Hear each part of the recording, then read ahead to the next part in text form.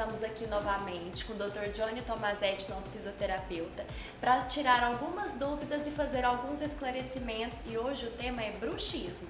Então, se você gostou, não esqueça de curtir, ativar os sininhos para os próximos vídeos e se inscrever no nosso canal.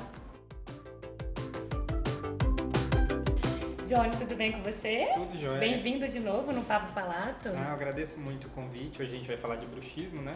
Que é um assunto que tem umas polêmicas envolvidas aí em relação a alguns conceitos, mas a gente vai explicar bastante coisa hoje. Bem bacana.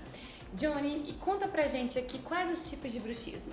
A gente tem dois tipos básicos de bruxismo. O bruxismo que o paciente faz quando ele está acordado, que é o de vigília, e o bruxismo que ele faz durante o sono, né? Que é o bruxismo do sono. O que muda muito é as relações em termos de causa e tudo mais. Apesar que as manifestações são muito parecidas, né? O que a gente tem de conceito novo já é porque antigamente o pessoal falava que quem apertava durante o dia era um e quem rangia à noite era outro. Na verdade, qualquer toque no dente... Não tem isso, né? Não tem isso. Qualquer toque no dente ou durante o dia ou durante a noite já é bruxismo. O conceito foi simplificado, né? Sim, antes, eles eles delimitavam muito. E aí colocavam até outro nome, que era briquismo, mas é um nome que já está em desuso, já é antigo. Ah, que bacana. E Johnny, quais seriam as consequências do bruxismo para a vida do paciente, dentária, sistêmica? Quais são as consequências que o bruxismo traz para o paciente? Tem um tipo específico de bruxismo que ele é inofensivo, ele não causa nada no paciente. O paciente apenas range, mas não traz nenhum prejuízo, né? Então esse paciente não demanda intervenção. Mas o bruxismo que traz prejuízo para o paciente é um bruxismo que ele pode causar desgaste dentário, ele pode causar tensão muscular no pescoço, no rosto, dores de cabeça, principalmente dor de cabeça matinal, aquela que o paciente já acorda com a cabeça pesada, principalmente na lateral, e principalmente também relacionado à mastigação. O paciente que tem muita dor, ele cansa muito rápido para mastigar, ou então a boca dele diminui um pouquinho porque o músculo já está tenso. Então, é muita relação com a parte muscular. E qualidade de vida, né, Johnny? E qualidade de vida. Nós temos também o bruxismo, que ele é um alerta, né, para nós. Conte mais, né, sobre isso. Hoje a gente está vendo, de acordo com os artigos, que tem um mecanismo de bruxismo que é um mecanismo de proteção, né? Que na verdade é uma compensação do corpo. Isso. Alguns pacientes que têm refluxo e gastrite, eles começam a evoluir com o bruxismo para jogar saliva na parte estomacal e meio que para compensar e controlar aquilo. Então é muito natural o paciente ter crise de gastrite e refluxo e aí a crise some, só que ele começa a ter o bruxismo, né? Só que como ele não sabe fazer esse tipo de relação, para ele está tudo normal, a gastrite dele sumiu. E aí ele precisa de um profissional, de uma equipe para poder diagnosticar e tratar de forma adequada. E quais os outros, você tinha me dito antes, que por exemplo, medicamentos, tem outras causas do bruxismo que antigamente dizia-se que era só estresse, né, essa vida corrida que nós temos. Quais as outras causas do bruxismo? Hoje a gente não fala que tem uma causa específica, por isso que a gente não consegue tratar o bruxismo. Então a gente faz o controle, a gente faz o controle.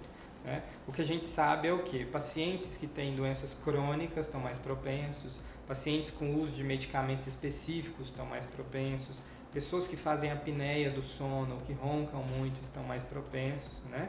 E esse bruxismo de proteção que também está ligado. É muito importante uma avaliação completa, uma equipe multidisciplinar, né? Às vezes a intervenção de uma gastro também, nesses casos, né?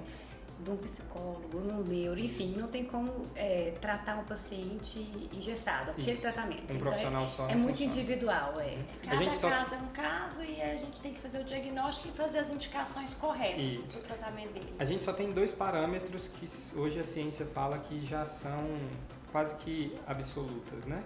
Um é que o ajuste oclusal não é uma indicação para um tratamento de bruxismo e o Botox também não é uma indicação para o tratamento de bruxismo. Sim. E foi tão difundido E foi muito difundido, né? Porque o paciente até certo ponto, ele relaxa a musculatura e não, vamos dizer, ele range, mas não com tanta força. Só que é porque o pessoal vende o Botox como se fosse a cura do bruxismo. Tratamento.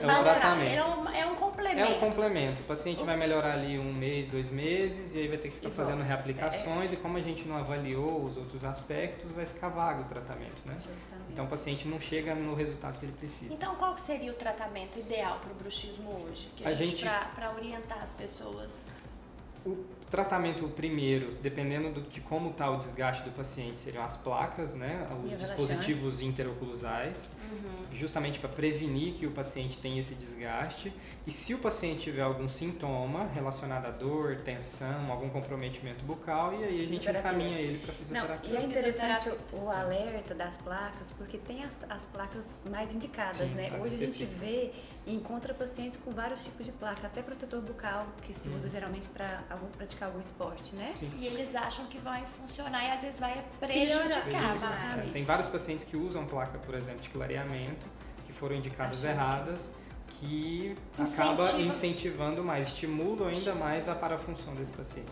Nossa, Johnny, que papo bacana, viu? Muito obrigada mais uma vez por estar aqui com a gente, né, Ju? Com certeza, é sempre muito informativo, e o Johnny é uma pessoa muito estudiosa, então ele sempre tá trazendo pra gente coisas muito novas, né? Isso. Porque é um tema muito ainda... Sim. E eu acho que ainda tem muito que estudar, isso. porque eu acho que cada paciente chega com uma coisa diferente, a gente fala, nossa, esse tá diferente, o que será que, né? Tem que se adaptar.